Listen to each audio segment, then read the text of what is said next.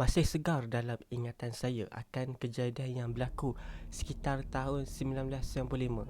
Ketika tu, saya bertugas secara kontrak dengan sebuah syarikat Cina sebagai pemandu van mayat yang bukan Islam. Kisahnya bermula begini.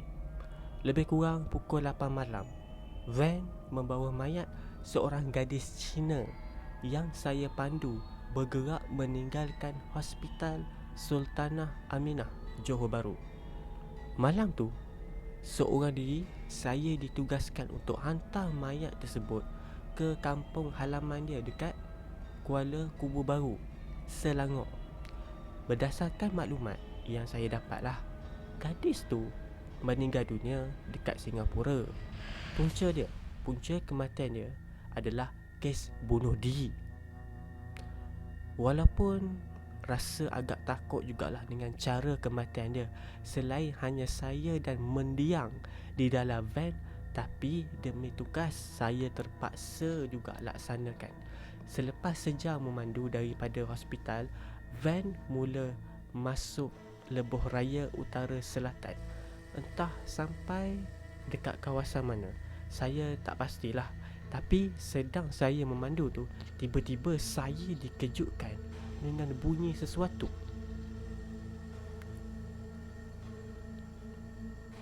Bunyi itu begitu kuat dan mengejutkan saya yang sedang memandu. Bila saya teliti betul-betul, dia macam suara seorang yang sedang menangis. Suara tu pula begitu halus dan sungguh mendayu-dayu. Lebih menakutkan, bunyi tangisan tu muncul dekat bahagian belakang van yang menempatkan mayat. Jantung saya dah berdebar pada waktu ni. Bulu roma memang tegak, meremang tengkuk saya.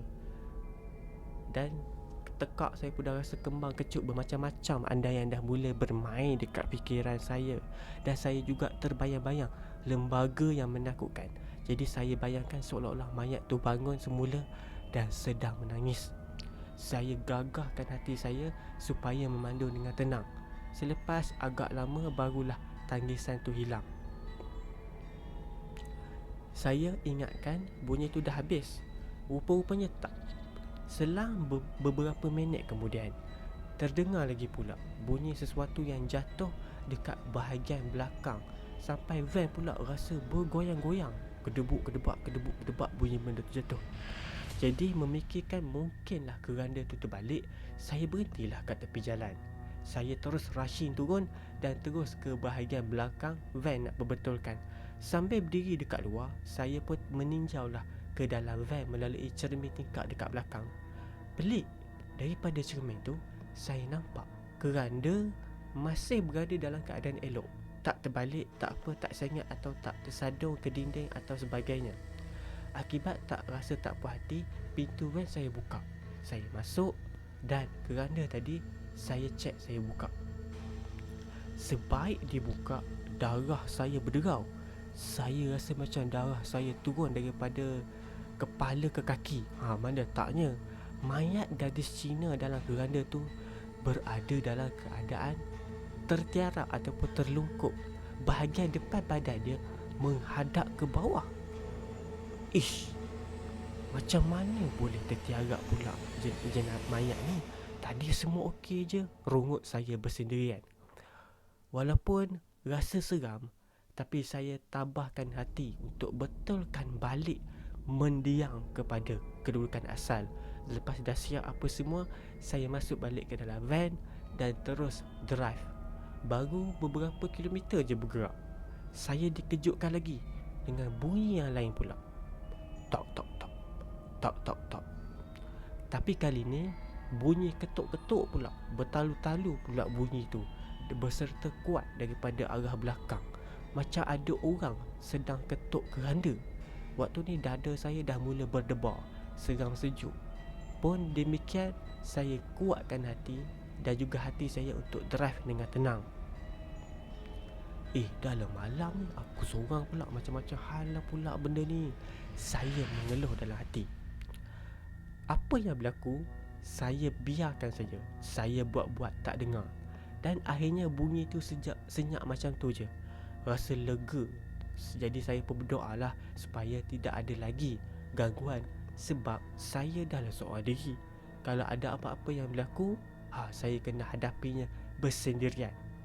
Keadaan sekeliling pula gelap gelita. Hanya adalah sesekali-sekala berselisih dengan kenderaan yang lain. Lebih kurang pukul 4.30 pagi, saya selamat sampai dekat rumah gadis tu. Selepas mayat diserahkan kepada ahli keluarga dia datang jumpa saya dan minta saya uruskan mayat gadis tersebut. Kata mereka, jika mereka sanggup mandikan, solat dan hantar ke kubur, sebagai tambahan, setiap satu khidmat saya akan dibayar sebanyak RM200, mengenakan upah yang dikenakan agak lumayan. Tanpa fikir panjang, saya terus bersetuju. Lagipun sebelum ni saya pernah uruskan mayat Cina juga. Bukannya susah untuk bersihkan badan mayat. Saya hanya perlu lap saja.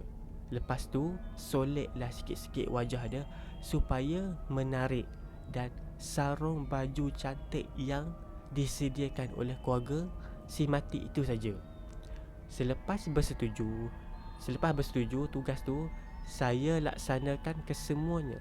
Selepas semuanya selesai, lebih kurang jam 8 pagi, lepas tu saya terus bawa mendiang ke tanah perkuburan sambil diiringi oleh ahli keluarga dia. Sampai je dekat tanah perkuburan, mayat gadis berkenaan saya keluarkan daripada van dan upacara pengkemumian pun dijalankan. Saya tak tunggulah semua upacara terselesai. Sebaliknya, saya terus bergerak balik ke Johor. Tapi baru je beberapa kilometer meninggalkan tanah perkuburan, berlaku satu kejadian yang sangat pelik. Sedang saya memandu, tiba-tiba saya terpandang seorang gadis Cina yang berdiri dekat tepi jalan. Tangan gadis tu melambai-lambai macam nak tahan van yang saya pandu. Memikirkan gadis tu mungkin memerlukan bantuan, saya pun teruslah berhentikan van. Perasaan takut memanglah tiada, kerana hari dah pun siang. Tapi sebaik saja van berhenti dekat sebelah gadis berkenaan, saya terkejut. Saya baru perasan wajah gadis Cina tadi tu sama ataupun persis seperti mendiang yang saya uruskan sebentar tadi. Kembar dia ke? Spontan terdetik pertanyaan tu dalam hati. Cermin tingkap saya turunkan dan gadis Cina berkenaan terus bertanya, "Abang nak pergi mana? Boleh saya tumpang?" Soal dia tapi dalam pelat Cina lah. Belum sempat saya nak jawab, gadis tu terus naik dan duduk dekat kerusi depan di sebelah saya. "Saya mau tumpang balik rumah, itu depan tu saja," kata gadis Cina tu. Saya pula macam dipukau dan terus je drive tanpa banyak soal. Sesekali waktu memandu, saya pandang ataupun kerling ke arah gadis Cina tersebut. Jelas dekat mata wajah dia sama seperti mendiang tersebut. Malah solatkan ataupun baju yang dipakai memang sebiji dengan yang saya buat pada mayat gadis berkenaan. Tak ada satu pun yang berbeza. Sebiji sama. Tapi bila saya nak bertanya, tiba-tiba saja suara tak keluar. Suara macam tersekat dekat kerongkong. Entah berapa lama gadis tu menumpang, saya tak pasti.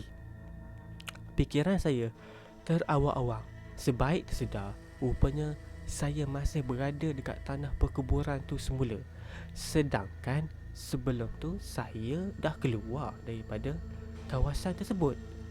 Gadis Cina yang saya tumpangkan juga dah raib entah ke mana. Tergopoh-gapah saya memandu mencari jalan keluar. Tapi rasanya terlalu sukar. Puas jugalah pusing ke sana kemari.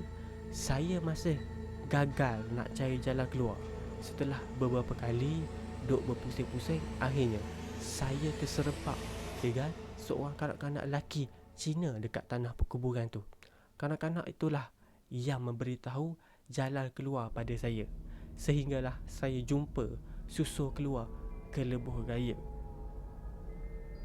Seingat saya lah, selepas masuk lebuh raya, saya terus memandu laju untuk balik ke Johor. Apa lagi yang berlaku selepas tu, saya tak pasti. Selepas tu berlaku lagi kejadian yang pelik pada saya apabila saya dah sampai dekat Pagoh lebih kurang jam 3 petang. Bila saya dah sampai dekat Pagoh, baru terasa jiwa saya ni seolah-olah lapang dan tenang. Saya baru terfikir, macam mana saya boleh sampai dekat Pagoh, sedangkan saya langsung tak ingat perjalanan saya selepas masuk ke lebuh raya. Malah ketika nak membayar tol dekat Senai, baru saya sedar, ya rupanya saya tak ada tiket tol. Waktu tu saya terus fikir, masa bila pula saya lalu tol Jalan Duta dan masuk ke Kuala Lumpur? Atau saya lalu jalan yang lain? Kalau jalan lain, yang tak betul jalan mana? Saya langsung dah tak ingat semua tu. Seolah-olah saya dalam keadaan mamai atau dipukau. Semua tu langsung tak ada dalam memori saya. Bila jadi macam tu, saya dah mula pelik. Macam mana saya boleh lepas tol tanpa tiket? Dan akibat tak ada tol tiket jugalah, saya terpaksa bayar sekali ganda sebagai denda.